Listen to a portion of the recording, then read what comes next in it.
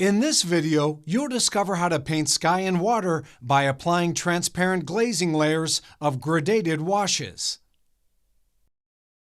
Painting Sky and Water. Gradated Wash Glazings. Video lesson by Vladimir London.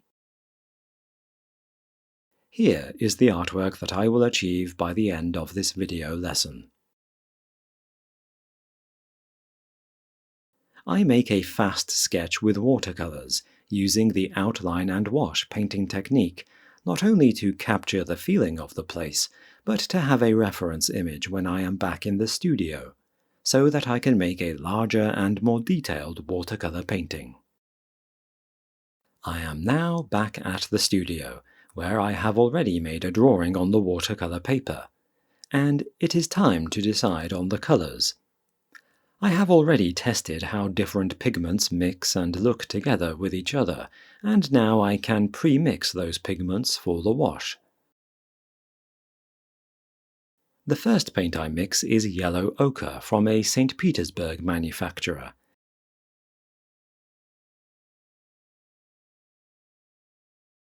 And another paint that comes from Old Holland. It has a very long name and consists of 3 pigments.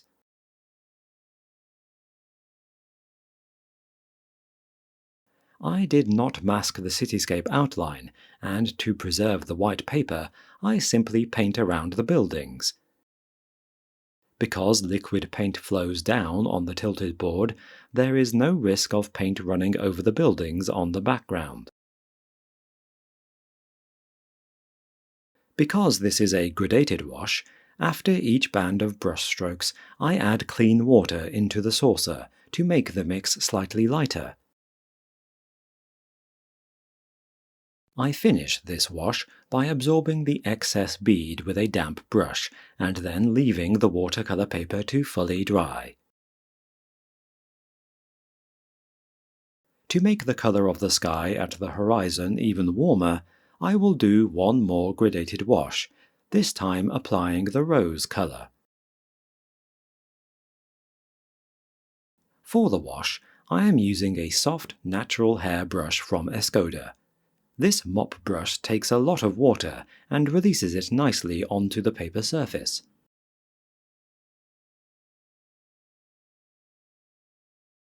I want this coat of blue paint to spread out softly on the paper surface, but to not run uncontrollably in streams.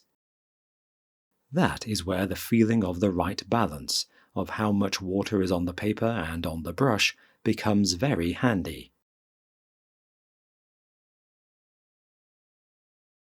To depict some clouds closer to the horizon, I am applying a very light blue tint with diagonal brush strokes.